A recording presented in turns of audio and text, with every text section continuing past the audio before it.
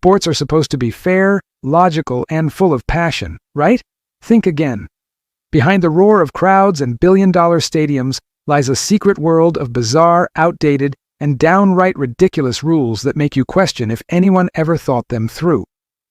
From baseball traditions that defy common sense to football penalties that seem made for another planet, these are the moments that make fans scream, "Wait, that's actually a rule!"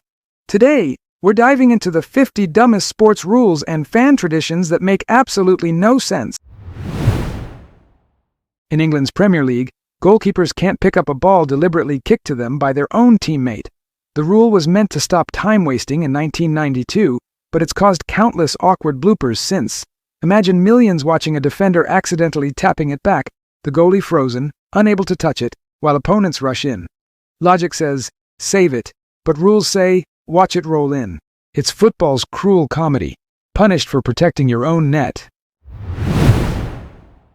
In the NFL, America's gladiator sport, a player can make an incredible catch, flying midair, fingertips grazing the ball. Yet if he lands and loses control for even a millisecond, it's ruled incomplete. Years of training erased by gravity's flicker. The catch rule is so confusing that even referees contradict themselves. Fans joke that no one truly knows what a catch is, an existential question in shoulder pads. In Japan's sumo wrestling, if any part of a wrestler's body other than his feet touches the ground, even a toe slip or a strand of hair brushing the clay, he loses instantly. No second chances, no close calls. Imagine two 300-pound titans colliding, and victory decided by a single grain of dirt. Honor, tradition, and gravity conspire to end careers in half a heartbeat. In Major League Baseball, USA, if a pitcher accidentally touches his mouth on the mound, it's an automatic ball. Yes, saliva. A reflex, not strategy, punished like deceit. The rule dates back to spitballs, used to curve pitches unfairly in the early 1900s. But even now, under 100-degree sun, wiping sweat wrong can cost a game. Cheating's ghost still haunts innocent lips. In India's cricket, if a batsman leaves the crease and the wicketkeeper removes the bails, while the bowler's still in motion, it's called a mankad. Perfectly legal yet despised. Fans call it dishonorable. Players call it justice. When Ravichandran Ashwin used it in 2019, half the world booed. The rule divides spirit and law, a moral fault line in a gentleman's game.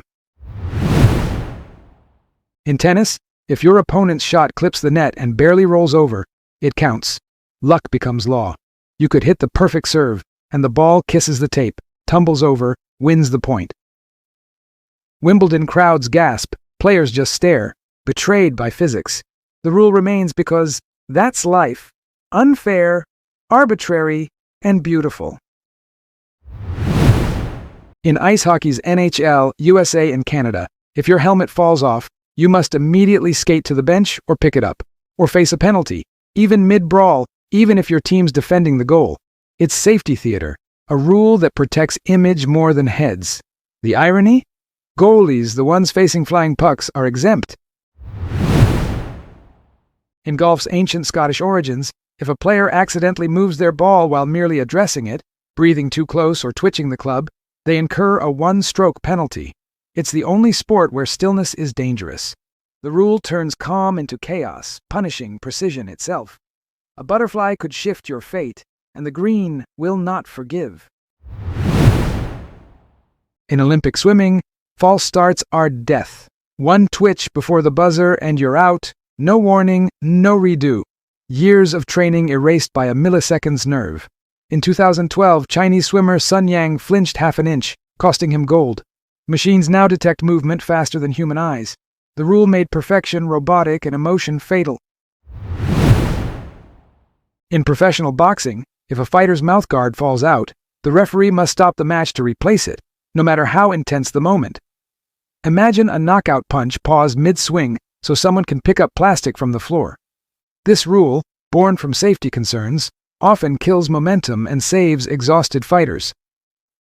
Champions have used it strategically, spitting, the guard out to steal seconds of breath. Even the ring obeys the mouth, not the muscle. In FIFA football, if a player removes his shirt while celebrating a goal, it's an automatic yellow card.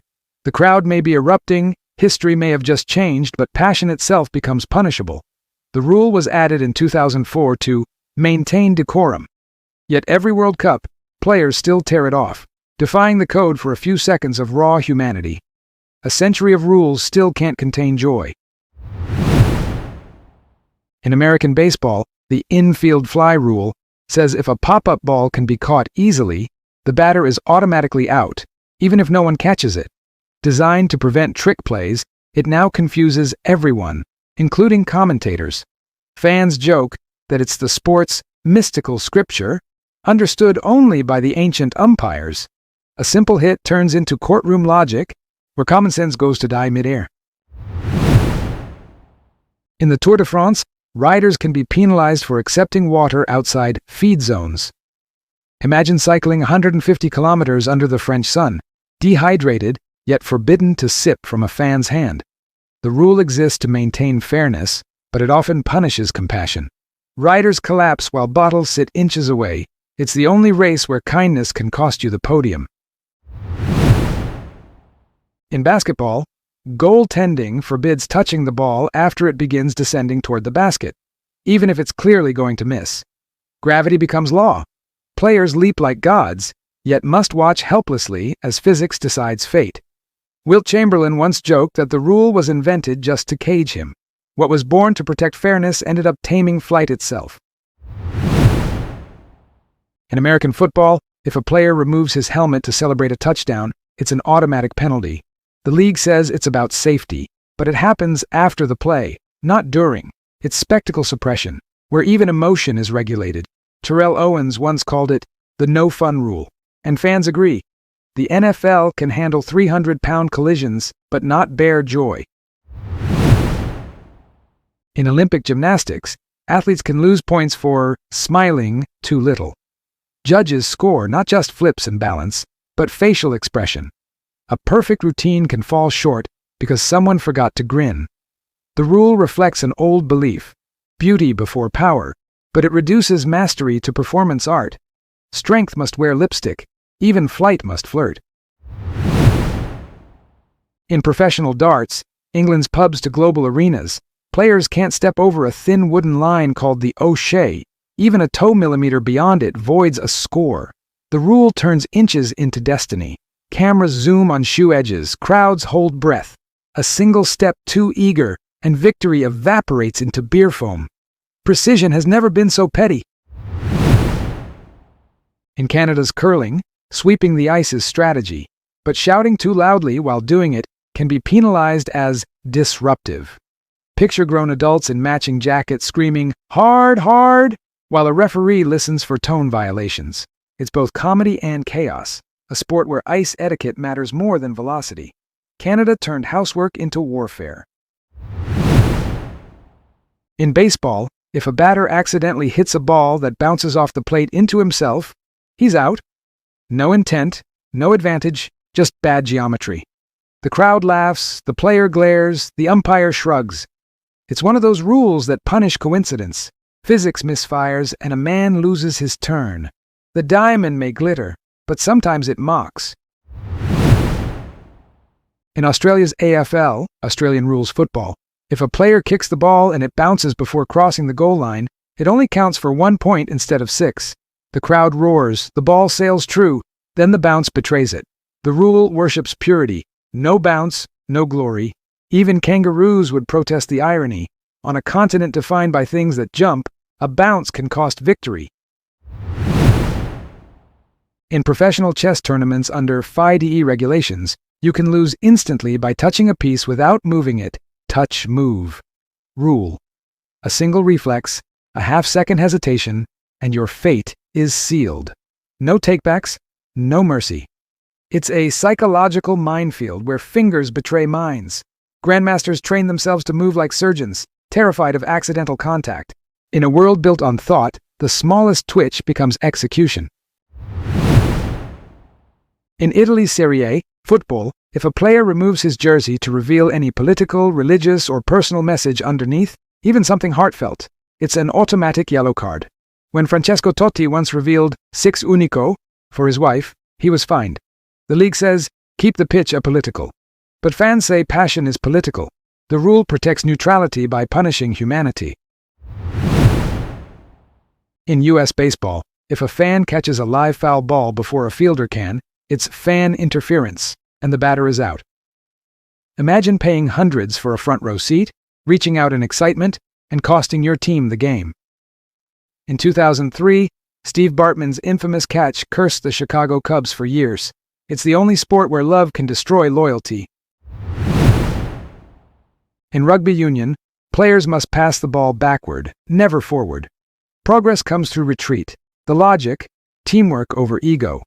Yet it looks absurd to newcomers. Grown men sprinting toward a goal while throwing in reverse. A metaphor for British order, perhaps. The rule turns chaos into discipline. Yet somehow, every backward pass still inches toward glory. In figure skating, athletes lose points for repeating the same jump more than twice, even if it's flawless every time. Perfection punished for consistency. In 2018, Russia's Evgenia Medvedeva landed 3 identical triple jumps, each breathtaking, and still lost gold. The rule exists to encourage variety, but it punishes mastery. It's art judged by boredom threshold. In baseball, a rain delay can suspend a game for hours, but if it rains just before the 5th inning, the entire match can be canceled as if it never happened. 2 hours of sweat, strategy, and stats erased by clouds. Fans joke that the gods umpire baseball better than humans. Sometimes the sky decides the scorecard. In the NFL, a team can lose yardage for excessive celebration. Dance too much after a touchdown, and you're penalized. It's America's paradox, where violence is glorified but joy is fined. Players choreograph underground routines, balancing rebellion and regulation. The crowd cheers the forbidden anyway. Emotion becomes contraband in the land of spectacle. In Japan's baseball leagues, tie games are allowed after 12 innings. Yes, ties. No extra innings, no walk-offs, no closure. Tradition values harmony over finality. Fans bow, not boo. Yet foreign players struggle with it, calling it unfinished war. In Japan, equilibrium beats victory. Even in sport, peace outranks conquest. In the FIFA World Cup, if a goalkeeper steps even an inch off the goal line before a penalty is kicked, the save is void, even if miraculous. In 2019, Scotland's women's keeper saved 1 millimeter early, and VAR reversed it. Years of reflexes undone by pixels. Machines have made rules colder than the ball itself. In the NBA, players are penalized for defensive 3 seconds, meaning they can't stand in the key for more than 3 seconds without actively guarding someone. It was meant to stop tall defenders from camping under the basket, but it turned defense into choreography. 7-foot giants must dance around the paint like restless statues, pretending to guard invisible men. The rule made basketball less about defense and more about deception through motion. In Formula One, if a driver overtakes another while even 2 wheels leave the track boundary by inches, it's illegal. Imagine machines worth millions, engines screaming at 300 km/h, and victory erased by a blade of grass. In 2021, Max Verstappen's overtake on Hamilton was reversed for this exact sin. The world saw audacity, officials saw geometry, motorsports gods bow to white lines. In cricket's test matches, if rain persists long enough, 5 days of play can end in a draw. Thousands travel, players bleed through sunlight and fatigue, and the scoreboard whispers nothingness. It's the most poetic absurdity in sports, triumph denied by time itself. England calls it tradition, others call it tragedy. Even the weather holds authority over men. In Major League Baseball, managers can challenge an umpire's call, but only twice per game, no matter how wrong future calls may be. It's justice with a quota. Fans watching replays in 4K see truth denied by bureaucracy. The rule values pace of play over accuracy, making fairness a limited resource.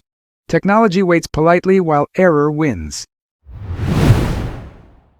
In professional cycling, if a rider drafts behind a team car for too long after a crash to regain position, it's illegal.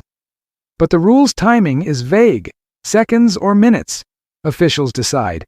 A life-threatening fall, a bleeding rider, and fairness is measured by stopwatch politics. The Tour de France has punished men for trying to survive. Justice rides with a stopwatch. In the NFL, if a player fumbles the ball forward into the opponent's end zone and it goes out of bounds, the defending team gets possession. Not just a reset, possession. Fans call it the dumbest punishment in football. A heroic dive turns into disaster because of inches. It's the only sport where progress can hand victory to the enemy. In table tennis, under ITTF law, if you toss the ball less than 16 centimeters on a serve, it's illegal, even if the rally is perfect. Referees literally measure the invisible arc of air. Players practice with rulers, terrified of subconscious muscle memory. The rule was made to stop hidden spin tricks, but now it punishes natural rhythm. Even gravity must be regulated. In fencing, if both duelists strike within 40 milliseconds, the point goes to whoever had right of way, meaning the faster blow can still lose to etiquette, its speed humbled by philosophy. Priority matters more than precision. Centuries ago, it was about honor. Now, in the Olympic arena, honor still overrides electricity. In baseball, if a batter hits a home run but fails to touch every base, say misses one in celebration, it doesn't count. Fans cheer, fireworks ignite, and minutes later the scoreboard erases it. Rules demand ritual over reality. 4 sacred footsteps for every legend. It's not enough to achieve greatness, you must walk it correctly. In the Scottish Highland Games, caber toss competitors must flip a massive log end over end, and be judged not on distance, but on straightness of fall. You can hurl it 20 meters, but if it doesn't land perfectly at 12 o'clock, it's worthless. Strength without alignment means nothing. It's the most philosophical of sports. Chaos measured by symmetry. In soccer's penalty shootouts, goalkeepers must keep at least 1 foot on the goal line until the ball is struck. It's the most humanly impossible stillness ever demanded. In 2023, Morocco's Yassine Bounou saved 2 shots, both nullified by VAR for inches of anticipation. The rule claims fairness, but it punishes instinct. Reflexes, the very soul of a keeper, are outlawed by a frozen toe. In baseball, if a batter leans into a pitch to get hit, he's not awarded first base. It's ruled a strike. The rule exists to punish bravery disguised as strategy. Players like Craig Biggio, who turned bruises into bases, forced umpires to read intent through pain. You can take a 95 mph fastball to the ribs and still be told, you didn't earn it. Fairness has a bruise threshold. In American football, if a quarterback spikes the ball backward instead of forward to stop the clock, it's ruled a fumble, live ball, chaos unleashed. One misaligned wrist can turn strategy into disaster. In 2012, a Dallas quarterback did just that. Fans watched horror turn to comedy. The rule insists, direction defines destiny. Time can be stopped only by precision, never by panic. In Olympic judo, grabbing your opponent's legs during a throw, once common and effective, is now illegal. Tradition devoured evolution. The rule change in 2010 was meant to preserve the art form. Veterans who trained decades around leg grabs suddenly found themselves criminals of their own craft. The mat became a museum. Efficiency was banned in the name of aesthetics. In the NHL, players can be penalized for unsportsmanlike conduct if they complain too loudly to referees. Even a raised voice through a metal cage can draw 2 minutes in the penalty box. The rule protects authority more than order. Tempers frozen under floodlights, emotion punished mid-ice. In a sport that glorifies fistfights, words remain the true taboo. In golf's PGA tournaments, if your ball accidentally moves after you've addressed it, even from wind, it's a penalty. Dustin Johnson lost a championship this way in 2016. He didn't touch the ball, nature did. Still, 1-stroke punishment. Golf pretends to control the uncontrollable. It's civilization's quietest illusion, that stillness equals fairness, even when the earth itself shifts. In boxing's Olympic scoring, a punch that doesn't land squarely on the scoring area doesn't count, even if it rocks the opponent's skull. Precision outweighs punishment. In 2016, fighters protested bouts where dominance vanished into technicalities. It's the paradox of measured violence. You can bruise a man's soul and still lose on paper. In American baseball, a balk is called if a pitcher makes any deceptive movement before throwing. But the rule is so vague, it's mythical. Umpires interpret intention like priests reading omens. Entire games have swung on a shoulder twitch. The balk doesn't punish cheating. It punishes mystery. The mound becomes theater, and the actors must never improvise. In the NBA, technical fouls can be given for talking to the crowd, not taunting, just talking. When Russell Westbrook once shouted at fans after a dunk, he was fined. The league wants emotion contained, sanitized, televised. The rule's real name might as well be control the narrative. In a game built on expression, silence is state-mandated. In the World Chess Championship, players cannot agree to a draw before move 30, by regulation. Even if both see stalemate, they must keep playing, performing futility for the crowd. It's intelligence forced to entertain ignorance. Magnus Carlsen once called it a theater rule for non-players. Two grandmasters, trapped by pride and paperwork, pretending not to know the inevitable.